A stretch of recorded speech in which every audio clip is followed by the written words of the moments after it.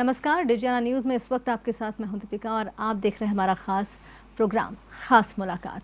ये मुलाकात ख़ास इस मायने में भी है क्योंकि हम जिन शख्सियत से आपको मिलवाते हैं उनमें जो ख़ासियत होती है, जो विशेषता होती है, वो किसी के लिए इंस्पिरेशन का काम कर सकती है। तो सबसे पहले यहाँ हम बात करेंगे छात्र जीवन की।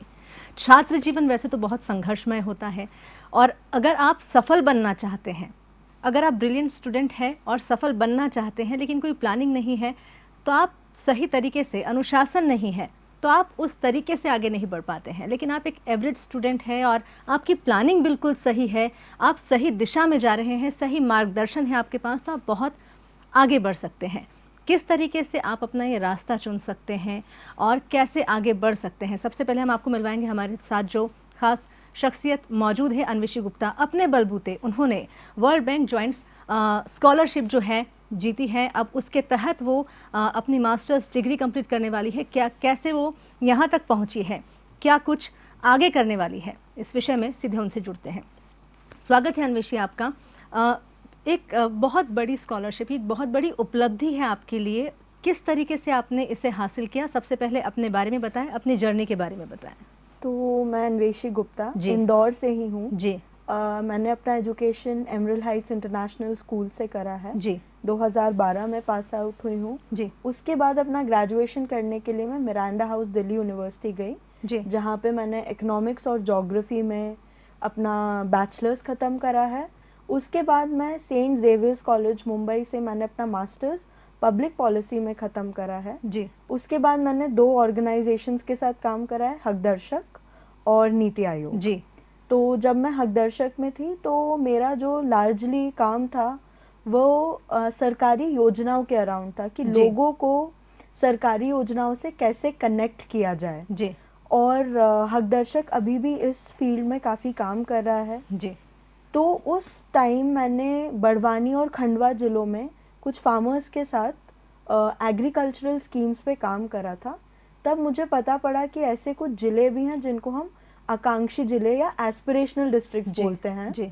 और ये ज़िले भारत के सबसे पिछड़े ज़िले हैं। जी। और वहाँ के लोगों को काफ़ी उत्थान की ज़रूरत है। जी। उसी के बेसिस पे नीति आयोग में मैं एज एन इंडिविजुअल कंसल्टेंट उसके बाद मैंने काम करा और मैं आकांक्षी ज़िले जो कार्यक्रम है जी, वहाँ पे नीति आयोग ही उसको एंकर करता है, नीति आयोग ही उसको इम्प्लीमेंट करता है। जी। तो मैं उसी वर्टिकल के साथ वहाँ काम कर रही थी। तो काम करते करते जो ये ज़िले हैं वहाँ पे हम जब कलेक्टर से बात करते थे या जिला प्रशासन से बात करते थे तो वो यही चीज़ बोलते थे कि हम लोग दूसरी चीज़ पे कैसे ध्यान दें, क्योंकि हम या तो बाढ़ ग्रसित क्षेत्र में हैं या फिर हम लोग फ्लड रिलीफ का काम कर रहे हैं या नेचुरल डिजास्टर रिलीफ का काम कर रहे हैं। तो काफ़ी स्ट्रगल्स थे वहाँ पे। दूसरे कुछ आकांक्षी जिले जो झारखंड और छत्तीसगढ़ में हैं वो लार्जली माइनिंग बेल्ट में आते हैं, कोल माइनिंग बेल्ट में या फिर स्टील प्लांट्स हैं वहाँ पे। तो वहाँ पे इन जनरल एनवायरमेंटल फैक्टर्स काफ़ी पुअर होते हैं। जी। तो जिला प्रशासन उन चीज़ों के तरफ काम कर रहा है, बट कहीं ना कहीं एक हम लोगों की भी रिस्पॉन्सिबिलिटी होती है कि हम उन चीज़ों को समझें और अपना एनर्जी कंजम्पशन चेंज करें। जी। तो इसी चीज़ ने मुझे इंस्पायर करा एक दूसरा मास्टर्स करने के लिए, जो अब मैं यूनिवर्सिटी ऑफ ससेक्स इंग्लैंड से करूँगी। जी। तो यूनिवर्सिटी ऑफ ससेक्स पूरे विश्व में उसका डेवलपमेंट स्टडीज़ का डिपार्टमेंट पहले नंबर पे आता है और वहाँ पे डेवलपमेंट से रिलेटेड रिसर्च को बहुत बढ़ावा दिया जाता है। जी। तो वहाँ से अब मैं अपना दूसरा मास्टर्स करने जा रही हूँ, जिसके लिए मुझे वर्ल्ड बैंक ने स्कॉलरशिप दी है, जो फुल्ली फंडेड स्कॉलरशिप है। जी। उसमें ट्यूशन फ़ी, रहने का, आने जाने का खर्चा और यूके में जो भी प्रोजेक्ट या जो भी पढ़ाई से रिलेटेड एक्सपेंसेस है वो कम्प्लीटली फुल्ली कवर्ड है, इवन हेल्थ इंश्योरेंस। जी। तो बिकॉज जब कोई बाहर पढ़ने जाता है तो इंडियन स्टूडेंट्स के लिए काफ़ी दबाव रहता है कि इतना हम लोग एक्सपेंस कैसे इनकर करेंगे। तो ये मेरे लिए काफ़ी अच्छा रहा कि मुझे ये स्कॉलरशिप मिल गई। मेरे पेरेंट्स ने मुझे काफ़ी सपोर्ट किया इस चीज़ में। और अगर आगे कोई भी स्टूडेंट है जो अप्लाई करना चाहता है जी, इसके लिए, तो जी। वो वेबसाइट के थ्रू क्या अप्लाई क्या कर एबिलिटी सकते होना हैं। चाहिए इसमें अप्लाई करने के लिए? तो एक तो आपका प्रोफेशनल एक्सपीरियंस ऐसा होना चाहिए, जो कोर्स आप करने जा रहे हैं जी, उस कोर्स के लाइन में होना चाहिए। जी, ऐसा नहीं है कि कोई एनवायरनमेंट पढ़ना चाहता है पर उसने पहले एनवायरमेंटल सेक्टर में काम ही नहीं करा हो। जी, तो आपका जो कोर्स है उसका आप रिक्वायरमेंट देखिए। काफ़ी कोर्स ऐसे होते हैं जिसमें आपको वर्क एक्सपीरियंस चाहिए ही जी, होता है, कुछ कोर्स ऐसे होते हैं जिसमें आपको वर्क एक्सपीरियंस नहीं चाहिए होता। जी, तो अपने वेब जो भी आप कोर्स के लिए अप्लाई कर रहे हैं उसमें आप देखिए और क्या उनके रिक्वायरमेंट्स हैं। हर कोर्स का, हर यूनिवर्सिटी का अलग रिक्वायरमेंट होता है, हर कंट्री का अलग जी, रिक्वायरमेंट होता है। तो उस हिसाब से कोई भी जो अप्लाई करना चाहता है वो कर सकता है। सेकेंडली, उसमें आपको एक स्टेटमेंट ऑफ पर्पस लिखना होता है कि आप इस कोर्स के माध्यम से क्या कर सकते हैं और आप क्यों सही हैं इस कोर्स के लिए, और जी, आपको ये छात्रवृत्ति क्यों दी जाए जी, ये कोर्स करने के लिए। तो लार्जली ये सब चीज़ें होती हैं। कई बार वो इंटरव्यू भी लेते हैं छोटा सा, तो उसके लिए प्रिपेयर्ड रहें। अपना रेज्यूमे और अपना जो भी स्टेटमेंट ऑफ पर्पस है उसको अच्छे से पढ़ लें, क्योंकि जो इंटरव्यू होगा वो उसी के अराउंड होगा। जी, तो उस माध्यम से आप अप्लाई कर सकते हैं, बट मोस्टली प्रोफेशनल एक्सपीरियंस के बेसिस पे कि आपने क्या काम करा है और आप क्या काम रखने की कैपेबिलिटी रखते हो, जी, जी। उस चीज़ के बेसिस पे they can very easily provide you the scholarship. आपने अभी जिक्र किया आपके पेरेंट्स ने काफ़ी सपोर्ट किया है आपको। इंदौर से आपने जो है शुरुआती शिक्षा ली है, फिर दिल्ली गए और फिर आपने मुंबई से मास्टर्स किया है। जो आपकी जर्नी रही है, सबसे इम्पोर्टेंट होता है आपको सही गाइडेंस। सपोर्ट अपनी जगह है, लेकिन गाइडेंस सही होना बहुत ज़रूरी है। आपको कब पता चला आप इस फील्ड में जाना चाहती हैं, और आपको इस मुकाम तक पहुंचने के लिए जो मार्गदर्शन दिया वो किसने दिया? तो मेरी फैमिली, मैं सिंगल चाइल्ड हूँ, जी, मैं इकलौती बेटी हूँ अपने पेरेंट्स की, जी, और उन्होंने कभी भी मुझे किसी चीज़ के लिए रोका नहीं। जी, तो जब 12th मैंने साइंस से करी है, मैंने फिज़िक्स, केमिस्ट्री, मैथ्स मेरे मेजर्स थे। जी, उसके बाद मुझे लगा कि शायद मैं इंजीनियरिंग करना ही नहीं चाहती हूँ और जी, मुझे ह्यूमैनिटीज़ में कुछ करना है। जी, तो मैंने अपने पेरेंट्स से बोली ये बात, तो उन्होंने बोला कि जो सबसे बेस्ट कॉलेज है उसमें अप्लाई करने का ट्राई करो। जी, तो मैंने दिल्ली यूनिवर्सिटी में अपना एडमिशन लिया, वो भी स्पोर्ट्स कोटे के थ्रू, जी, क्योंकि मेरे 12th में परसेंटेज बहुत अच्छे नहीं जी, थे, जी, पर मैं टेनिस खेलती थी इंटरनेशनल लेवल पे। जी, तो उसके थ्रू मुझे एडमिशन मिला। मैंने मिरांडा हाउस से अपना एजुकेशन करा। और जो भी दिल्ली जाता है वो सोचता है कि शायद मैं दिल्ली में हूँ, मैं यूपीएससी के लिए पढ़ सकता हूँ, अगर जी, मुझे जी, कलेक्टर बनना है या जी, आईपीएस उसमें जाना है। तो मैंने उस चीज़ के बारे में पढ़ना चालू करा। बट क्योंकि मेरी फैमिली में जितने भी लोग हैं सब साइंस बैकग्राउंड से, जी, या तो डॉक्टर्स हैं या इंजीनियर्स हैं, जी, तो उन लोगों को कभी मतलब इतना आइडिया नहीं रहा कि इस सेक्टर में और क्या हो सकता है। बिकॉज यूजुअली हम लोग जो बीए करते हैं या एमए करते जी, हैं, हम जी, लोग उनको कंसिडर करते हैं कि बस ये तो नाम के लिए डिग्री कर जी, ली है। जी, पर जी, जी, आई थिंक अब समय बदल रहा है। बीए और एमए के बाद भी इतने सारे ऑप्शंस खुल चुके हैं।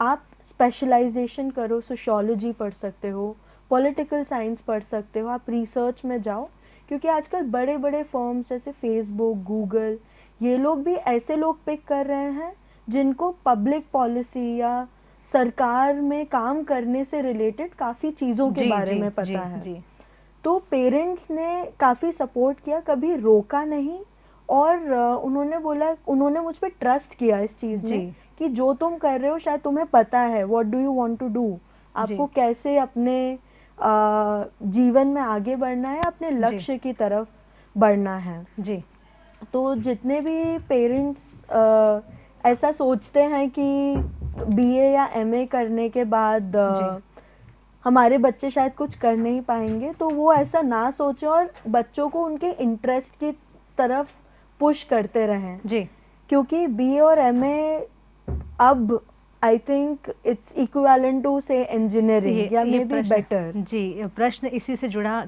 आ ही रहा था दिमाग में, क्योंकि क्या होता है कि आजकल जिस तरीके से साइंस को ज़्यादा इम्पोर्टेंस दी हम्म। जाती है, अगर बिजनेस की बात की जाए, कॉमर्स भी कहीं ना कहीं कमतर लोगों को नज़र आने लगा था। एक ऐसा समय आया था, और जी। जब आप बात कर रहे हैं, कई सारे करियर ऑप्शन बीए एमए के बाद भी हम्म। खुलने लगे हैं, अपडेट हुआ है कहीं ना कहीं, और अलग अलग फील्ड करियर के रूप में आप अगर इसे चुनना चाहते हैं, काफ़ी कम लोग, मुझे लगता है कि इसमें कंपटीशन शायद बहुत कम हो सकती इस वक्त जब आपने किया है। हालांकि टफ बहुत ज़्यादा रहा होगा, लेकिन कंपटीशन कहीं ना कहीं कम, क्योंकि लोगों का इंटरेस्ट नहीं है इस फील्ड में। इसको लेकर क्या कहेंगे? इसको क्या बेहतर करियर ऑप्शन के तौर पर देखा जा सकता है? तो कंपटीशन तो कम नहीं है, जी। क्योंकि जैसे जो टियर 1 सिटीज़ हैं, दिल्ली या मुंबई, वहाँ पे काफ़ी प्रमोट किया जाता है इन चीज़ों को।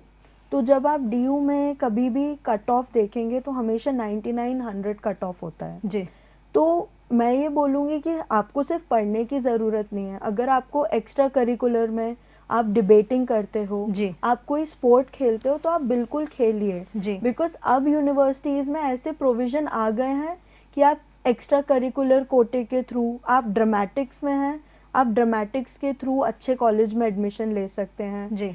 तो अब यूनिवर्सिटीज़ भी उस चीज़ को प्रमोट कर रही हैं कि पढ़ाई के साथ साथ हमको ऐसा बच्चा चाहिए जिसमें एक्स्ट्रा करिकुलर एक्टिविटीज़ में पार्ट लेने के लिए भी टैलेंट है, जी। या स्पोर्ट्स में वो हैं। तो यूनिवर्सिटीज़ सपोर्ट करती हैं ऐसे स्टूडेंट्स को जी। काफ़ी हद तक। और जैसे अगर हम लोग इन स्कॉलरशिप्स की बात करें, तो काफ़ी सारी ऐसी स्कॉलरशिप्स हैं, जैसे शेवनिंग स्कॉलरशिप हुई, फुलब्राइट हुई जो यूएसए के लिए है, जी। शेवनिंग और कॉमनवेल्थ यूके के लिए होती है, वर्ल्ड बैंक की स्कॉलरशिप है। तो ये सारी स्कॉलरशिप्स आपको सारे कोर्सेज में, इवन आप बीएससी करना चाहते हो, बीबीए करना चाहते हो, बीए करना चाहते हो, जी। सब में वो करती हैं। और अब समय बदल रहा है, और जितने भी बच्चे हैं वो अपने इंटरेस्ट को लेके जी। आगे बढ़ सकते हैं, और ऐसी मल्टीपल यूनिवर्सिटीज़ और स्कॉलरशिप्स हैं जो उनको प्रमोट करेंगी। जी। और उसके बाद जैसे नीति आयोग में या बहुत सारे सोशल एंटरप्राइजेज उभर के आ रहे हैं जी। जो डेवलपमेंट सेक्टर में काम कर रहे हैं। जी। तो बीए एमए करने के बाद जब आपको एक फील्ड का ज्ञान हो जाता है, जैसे सोशियोलॉजी आपने करी, जी। आपको काफ़ी सारे जेंडर इश्यूज, कास्ट जी। इश्यूज, जी। एक्सक्लूजनरी इश्यूज के बारे में पता पड़ेगा। जी। और ऐसे मल्टीपल ऑर्गेनाइजेशंस हैं जो इस फील्ड में काम कर रहे हैं। जी। तो बीए एमए करने के बाद ऐसा नहीं है कि आपको नौकरी ही नहीं मिलेगी, जी। आपको कहीं भी नौकरी मिल जाएगी। आप किसी एनजीओ के साथ काम करिए, अपना खुद का एनजीओ आप खोल सकते हैं। जी। तो बस पैशन को फॉलो करना, और ये समझना कि आपको क्या आगे, आप अपने आप को 5 साल में कहाँ देखते हो, विजन क्लियर रखना, विजन क्लियर रखना बहुत ज़रूरी है। तो कंपटीशन धीरे धीरे बढ़ेगा और शायद काफ़ी ज़्यादा होगा, लेकिन फील्ड भी मल्टीप्लाई होती चली जाएंगी। जी। तो काफ़ी यूनिवर्सिटीज़ ऐसी होती हैं जो डाइवर्सिटी सीख करती हैं, कि अगर आपने बैचलर्स इंजीनियरिंग में करा है पर मास्टर्स सोशियोलॉजी में करा है, तो आपका जो एप्टीट्यूड होगा वो कुछ दूसरे काइंड का एप्टीट्यूड होगा। जी। तो आप उस फील्ड में अब कुछ इसे आगे बढ़ किया जाता है। जी। किया जाता है जी। कि हाँ ठीक है, आपको इंजीनियरिंग में मास्टर्स करने की ज़रूरत नहीं है, आप कुछ सोशल साइंटिस्ट या कुछ दूसरी डिग्री कर सकते हो जो आपके विजन को या आपके होराइजन को बढ़ा के बात करता है। तो मुझे लगता है कि धीरे धीरे इवेंचुअली ये होगा कि जो स्टूडेंट्स हैं वो अपने आप को डाइवर्सिफाई करें। अगर कोई उनको ये बोलता है कि आर्ट्स लेके कुछ नहीं होगा, तो उनको बोलें कि नहीं, ऐसा नहीं है, समय बदल रहा है जी। आर्ट्स लेके भी काफ़ी कुछ किया जा सकता है, आर्ट्स लेके भी हम अपने देश की प्रगति में कुछ ना कुछ कंट्रीब्यूट कर सकते हैं। जी। यहाँ हम बात कर रहे थे वर्ल्ड बैंक जॉइंट स्कॉलरशिप की। अभी भी जो सिचुएशन है, अभी आपका सिलेक्शन हुआ है, लेकिन अभी भी जो एक अंतर ज़्यादा है, एशिया के बच्चों को वहाँ उतनी उस हद की प्रायोरिटी नहीं मिल पा रही है। क्या कारण लगता है आपको? तो मुझे एक ये चीज़ लगती है कि एशिया में काफ़ी जो लोग हैं वो उन कोर्सेज़ के लिए शायद या तो उन कोर्सेज़ के बारे में जानते नहीं हैं जी। या ये सोचते हैं कि हम लोग इतना खर्चा बेयर नहीं कर पाएंगे जी। तो उस केस में क्या होता है कि काफ़ी लोग तो अगर उनमें कैपेसिटी भी है, कैपेबिलिटी भी है, फिर भी जी। वो इन कोर्सेज के लिए अप्लाई नहीं करते। जी। इस स्कॉलरशिप में आपको तभी स्कॉलरशिप मिलेगी जब आपको किसी कॉलेज से एक्सेप्टेंस मिला हो। जी। तो कभी ये मत सोचिए कि अगर हम अप्लाई करेंगे शायद हमारा नहीं होगा। ऐसे काफ़ी सारे लोग हैं जो आप उनको लिंक्डइन पे रीच आउट कर सकते हो, फेसबुक पे रीच आउट कर सकते हो, जो आपकी बहुत आगे बढ़कर मदद करेंगे। जी। तो अगर आपको किसी भी टाइप का गाइडेंस चाहिए तो आप उनको लिख सकते हो, वो आपको लिख के बता देंगे कि आपको इस कोर्स के लिए ये जी। चीज़ें चाहिए, जी। आप जी। अप्लाई करिए। तो यूजुअली होता है कि एक तो वो हेजिटेशन कि शायद हमारा होगा ही जी। नहीं, जी। उस हेजिटेशन के कारण आप जब अप्लाई ही नहीं करोगे तो आपको कभी पता ही नहीं पड़ेगा कि आप उस कोर्स के लिए पढ़ने जा सकते हो या नहीं जा सकते। जी। दूसरी बात यह है कि एक जो जो एक चीज़ ये बोलते हैं कि प्रोफेशनल एक्सपीरियंस काफ़ी लोग जैसे 2 साल के बाद या 3 साल के बाद फील्ड चेंज कर लेते हैं। जी। उस फील्ड में उनको लगता है कि ग्रोथ स्लो हो रही है या जी। ऐसा हो रहा है, तो वो डाइवर्सिटी ऑफ प्रोफेशनल एक्सपीरियंस भी काफ़ी लोगों को डिटर कर देती है। जी। क्योंकि अब जैसे आप डेवलपमेंट सेक्टर से एकदम से प्राइवेट सेक्टर में जंप कर गए तो शायद वर्ल्ड बैंक को ये लगेगा कि आप देश के डेवलपमेंट के लिए सीरियस नहीं हो। जी। जी। तो हो सकता है कि ऐसे काफ़ी सारे केसेस रहे हों जिस कारण से अगर एप्लीकेशन गए भी होंगे तो वो खारिज कर दिए जी। गए जी। होंगे। तो लार्जली ये चीज़ें रहती हैं, एक तो एप्लीकेंट्स बहुत कम नंबर के होते हैं जी। एशिया से, और अब आने वाले समय में आई थिंक ज़्यादा से ज़्यादा लोगों को अप्लाई करना चाहिए एनवायरनमेंट रिलेटेड प्रोग्राम के लिए, डेवलपमेंट रिलेटेड प्रोग्राम के लिए, क्योंकि जिस हिसाब से हम लोगों का क्लाइमेट चेंज जी। जी। और वेदर में एक्सट्रीम कंडीशंस आ रहे हैं, जी। हम लोगों को ज़्यादा से ज़्यादा लोग चाहिए जो इस एक्सपर्टीज़ के साथ सरकार के साथ काम कर सकें। जी, ये हमने बात की स्कॉलरशिप की, लेकिन जिस तरीके से आप नीति आयोग के साथ काम कर चुकी हैं, हकदर्शन के साथ भी रिसर्च टीम का आप हिस्सा रही हैं, क्या कुछ आपने देखा है? क्योंकि भारत एक विकासशील देश है और यहाँ पर सबसे ज़्यादा ज़रूरत है, जिन ज़िलों की आप बात कर रहे हैं वहाँ पर सबसे बड़ी समस्या सर्वाइव करने की ही होती है। मूलभूत सुविधाएं तो बहुत बाद में आती है, सबसे पहले तो सर्वाइव कर ले वहाँ पे रहने वाले लोग। तो बहुत बड़ी जो एक खाई है एक तरीके से, आप समझ सके कि आप आगे बढ़ रहे हैं लेकिन आप अगर मूलभूत सुविधाएं नहीं जुटा पा रहे हैं, आप सर्वाइव नहीं कर पा रहे हैं, तो जो ये अंतर आपको है इसको पाटने के बारे में आपने कैसे सोचा, और जो चीज़ें आपको एक्सपीरियंस हुई है आप अगर उस बारे में बता पाए तो जब मैं नीति आयोग में थी तो हम लोग देखते थे कि हम लोग यूजुअली ये बोलते हैं कि बहुत करप्शन है या कुछ विकास नहीं हो रहा है, बट काफ़ी जगह ऐसा होता था कि जो हमारे कलेक्टर्स हैं वो सिर्फ लॉ एंड ऑर्डर में लगे रहते थे कि कोई दो कम्युनिटीज़ हैं उनके बीच में टेंशन्स चल रहे हैं। जी। कोई सपोज़ कोई ऐसा कुछ हुआ कि किसी का मतलब मार पीट हो रही है, तो वो जब कम्युनल टेंशन्स और दूसरी चीज़ें इतनी ज़्यादा हैं तो वो दूसरी चीज़ पे उनको फोकस करने का टाइम ही नहीं मिलता। इवन तो वो ये चीज़ समझ रहे हैं कि हमको इस चीज़ पे फोकस करना है, पर वो लॉ एंड ऑर्डर से बाहर नहीं आ पाते। कई बारी जैसे बेसिक रिलीफ इतना ज़्यादा उन लोगों को उसमें एनग्रोस होना पड़ता है कि दूसरी चीज़ें ऑब्वियसली साइडलाइन हो सकती हैं। तो इसी तरीके से जब मैं हकदर्शक और हम लोग लोगों से बात कर रहे थे, जब मैं हकदर्शक में थी तो मेरी एक इंसान से बात हुई जो गंजम डिस्ट्रिक्ट उड़ीसा के थे जी, और उन्होंने बोला कि नहीं हम तो मतलब ऐसे तो हम काफ़ी खेती बाड़ी करते थे जी, और काफ़ी हम लोगों का बहुत अच्छा चल रहा था, पूरा परिवार उड़ीसा में काम कर रहा था जी। पर जब से मतलब पिछले 5-6 साल से ऐसा हुआ है कि हमारा घर जो नदी के पास था, थोड़ी सी भी बारिश होती है तो नदी हमारे घर में आ जाती है जी, और नदी हमारे घर में आ जाती है, हमारे खेत डूब जाते हैं, हमारी फसल खराब हो जाती है, तो अब हम पैसे कैसे कमाएं, हमारा एग्जिस्टेंस कैसे होगा, सस्टेनेंस कैसे होगा।